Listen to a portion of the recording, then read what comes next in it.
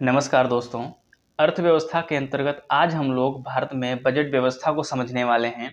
कितने प्रकार के बजट होते हैं, साथ में भारतीय संविधान में इसका उल्लेख कहाँ पे किया गया है और कुछ चेंजमेंट किए गए हैं आज से 4 से 5 साल पहले क्यों किए गए थे, उन सभी चीज़ों को हम लोग समझने वाले हैं।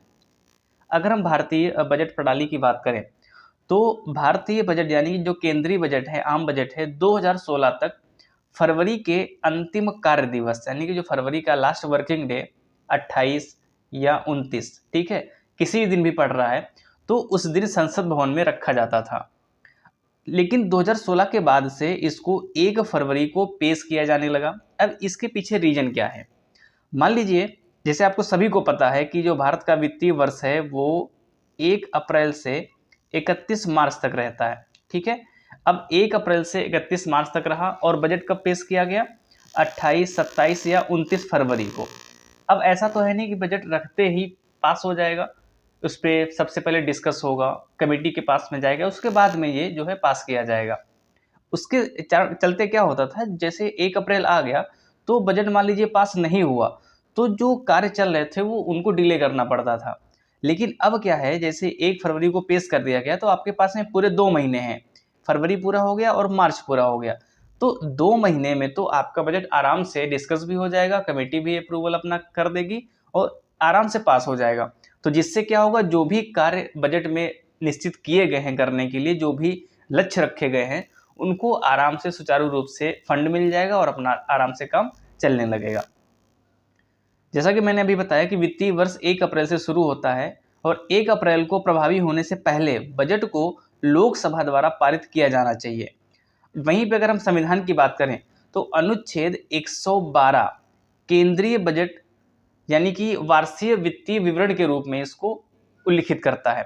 अगर आप पूरा संविधान खंगाल डालोगे तो कहीं पर बजट नाम का आपको शब्द नहीं मिलेगा। रीजन क्या है? अनुच्छेद 112 में वार्षिक वित्तीय विवरण के रूप में इसको उल्लिखित किया गया है। अब देखिए, इसके कुछ ऐतिहासिक पॉइंट्स भी हैं, उसको हम अगले वीडियो में कवर करने वाले हैं। जैसे कि सबसे ज़्यादा बार बजट किसने रखा, सबसे पहले किसने रखा, भारतीय बजट का जो है जनक किसको माना जाता है, इस तरीके से जो पॉइंट छोटे छोटे हम किसी एक वीडियो में लेके आ जाएंगे। अब क्या है, भारतीय बजट के प्रकार हम लोग देखने वाले हैं।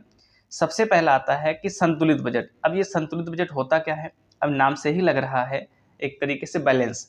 अब इसमें होता क्या है, बजट को संतुलित करने के लिए अनुमानित व्यय किसी विशेष वित्तीय वर्ष में अपेक्षित आय के बराबर होना चाहिए। कई शास्त्रीय अर्थशास्त्रियों ने इस प्रकार का बजट जो है इस विचार पर आधारित होता है कि सरकार का व्यय उसके राजस्व से अधिक होना चाहिए। यहाँ पे कहने का मतलब क्या है, अगर जितना आपको टैक्स से मिल रहा है, जितना आप वेलफेयर स्कीम पे खर्च कर रहे हो, दोनों में बैलेंस होना चाहिए। ऐसा नहीं कि आपको जो टैक्स के रूप में 100 रुपये मिल रहे हैं और वेलफेयर स्कीम में आप जो है 150 रुपये खर्च किए पड़े हो, तो उसका कोई मतलब नहीं, हमेशा आपको घाटे का बजट बनाना पड़ेगा। नेक्स्ट बात करते हैं सरप्लस बजट। अब सरप्लस बजट में क्या होता है, किसी वित्तीय वर्ष में अनुमानित आय अनुमानित व्यय से अधिक हो। इसका मतलब क्या है, मान लीजिए आपको प्राप्तियां यानी कि टैक्स के रूप में 100 रुपये मिले, लेकिन आपने वेलफेयर स्कीम्स पे केवल 80 रुपये खर्च किए, तो हमेशा आप सरप्लस में रहोगे, हमेशा आप फायदे में रहोगे। जहाँ इस एग्जाम्पल से समझ सकते हो कि 20 रुपये का सरकार को फायदा हो रहा है, तो इस प्रकार का जो बजट है वो सरप्लस बजट के अंतर्गत आता है। वही चीज़ यहाँ पे लिखी हुई है, यदि किसी वित्तीय वर्ष में अनुमानित आय अनुमानित व्यय से अधिक है तो बजट को अधिशेष या सरप्लस बजट कहा जाएगा। क्यों? क्योंकि वहाँ पे जो है सरकार को हमेशा प्रॉफिट होगा। इस प्रकार का बजट यह दर्शाता है कि सरकार को टैक्स से होने वाली आय सरकार द्वारा पब्लिक वेलफेयर पर खर्च किए गए धन से अधिक है। सीधे सा मतलब है 100 रुपये मिल रहे हैं और हम केवल 80 रुपये खर्च कर रहे हैं, तो ये हमारा जो बजट होगा वो सरप्लस बजट के अंतर्गत जाएगा। नेक्स्ट वीडियो में हम लोग देखेंगे जेंडर बेस्ड बजट क्या है और आपका जीरो बेस्ड बजट किस तरीके से। यहाँ पे थोड़ा गलत टाइपिंग हो गया है, जेंडर बेस्ड बजट और आपका जीरो बेस्ड बजट। साथ में कुछ ऐतिहासिक जो तथ्य हैं जो एक दिवसीय परीक्षाओं में पूछे जा सकते हैं, उनको भी हम वीडियो के शुरुआत में सम्मिलित कर देंगे।